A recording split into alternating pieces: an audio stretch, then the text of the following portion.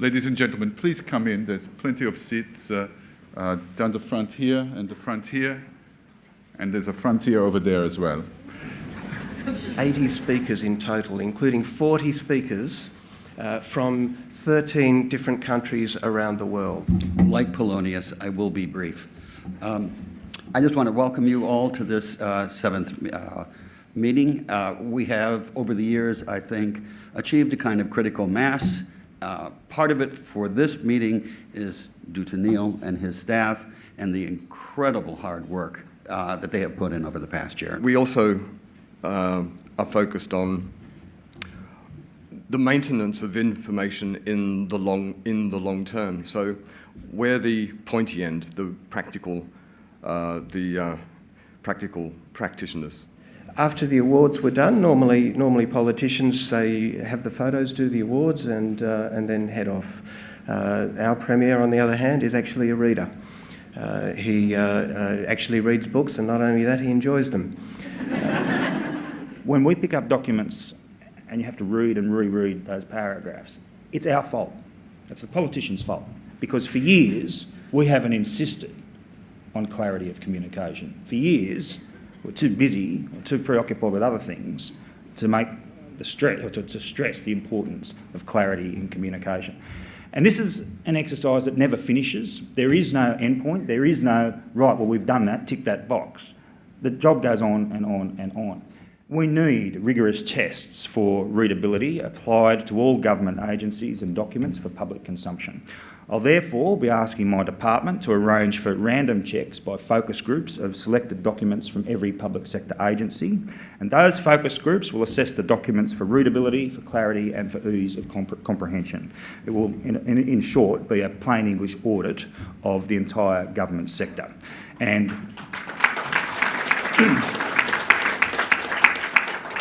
And where we need to provide additional training and support subsequent to that, that's precisely what we will do. I'm grateful for the support of the Plain English Foundation and Dr. Neil James in this important cause, and I look forward to your continuing support as we tackle the problem with renewed determination. I'll leave you with this thought.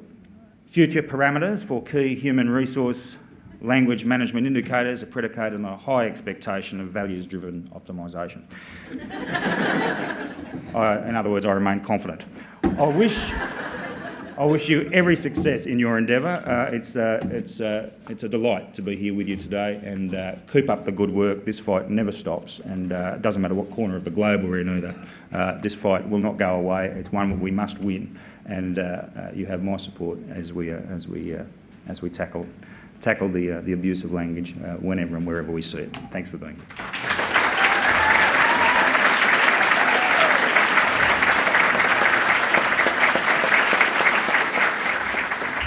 Well, I can't think of a better way to start raising the standard than that.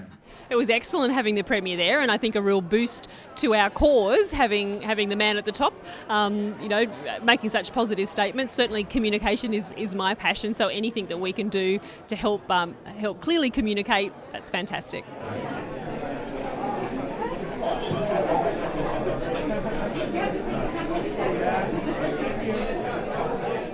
We were apparently in the midst of a global financial crisis. That apparently is now over, at least for us. But just between you and me, somehow, I think it's not. To use the cliche so beloved of our Prime Minister and his cabinet, we are not out of the woods. And because we're not out of those woods, I thought this morning it would be appropriate for us and our speakers to take a walk through those woods. All you have to do is take the credit card contract and put it next to the advertising brochure that got you to sign up in the first place. Ever notice how those advertising brochures are so clear? They can highlight all kinds of information. They're very readable, and then you get the contract, and it's the exact opposite. So in other words, those companies are perfectly capable of writing clear, effective, well-designed disclosure documents if they want to. The main cause for the international credit crisis is the incomprehensibility of Joe Simpson's mortgage offer and the incomprehensibility of the prospectuses of complex financial products. The solution thus is to communicate in plain language for financial products. The question is, are we going to do that?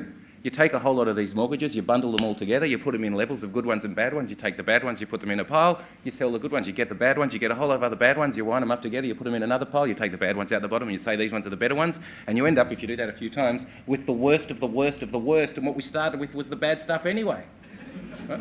There's a fantastic little interactive, I couldn't find it last night on Google, on the New York Times website, a fantastic little interactive graphic that explained that. Imagine if the first pitch to the people at the banks had been, this is how we do it, blah, blah, blah, we end up with the worst of the worst of the worst. How much do you want? 25 million for you? It says certainly. And you'd like 50 million there, that'll be fine. It just wouldn't have happened. It's kind of crazy. I'm enjoying all of it, and just the opportunity to meet with people, talk with people about language. You don't have a lot of time and you want to check for format. You turn the document upside down. Why do you turn it upside down? Because your eyes go straight to the white space. Your brain is not trying to make sense of the text because it's upside down. When you're trying to change people's habits and encourage people to get better habits, you have to encourage people to be not scared to make mistakes, to actually go there and to have a go. And it's more noble to have attempted this and failed than it is not to have tried it at all. Thank you. It is important to be punctual, and I'm not sure why, but congratulations to Dr. Neil James for writing the Premier's speech, and for winding him up and getting him into place. The process that we have had underway is a thing called the International Plain Language Working Group. We have 12 of us, and 8 or 9 of us are actually here today. From every part of the globe, from Mexico, from Hong Kong, from Sweden, from Canada, from New Zealand, from South Africa, and from Portugal. Does the document work? If your document works, it's a plain language document. Style, all of these things, grammar, spelling, punctuation, capitalization, appropriateness, respect for gender, race, minority groupings. We need to build these things in. We also need to agree on the form of criteria for an outcomes-based plain language standard, whether it should be prescriptive criteria or a set of best practice guidelines, or whether it's just left to practitioner discretion. An option is that the existing bodies or existing international bodies, Plain and Clarity, could be institutional members. National bodies, Centre for Plain Language could be an institutional member. We could have, the question is, well, what about commercially organised bodies? Should they be members? Well, maybe they could be with a different category of membership. And of course, we would have real live walking people as individual members. Why should we certify plain language practitioners? Well, I suppose we all agree that it is a very important first step towards professionalization. And it also makes it a lot easier for sellers and buyers to meet. Research within the plain language ambit has been excellent, but it's also limited. So there's not a lot of it. The testimonies of the benefits of the results. This is maybe one of the most important ways to advocate the use of plain language. I am speaking about web content and how to make health information so easy to understand that people actually do what they need to do to keep themselves healthy. And we see so many manuals that are appalling, useless, dreadful pieces of writing.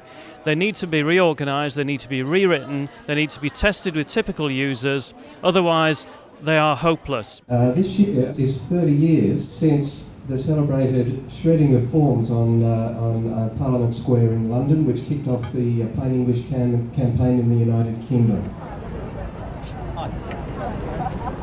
What's that? The whole plain language conference on its way across the bay. Over and out. Oh no, don't you dare. Thank you.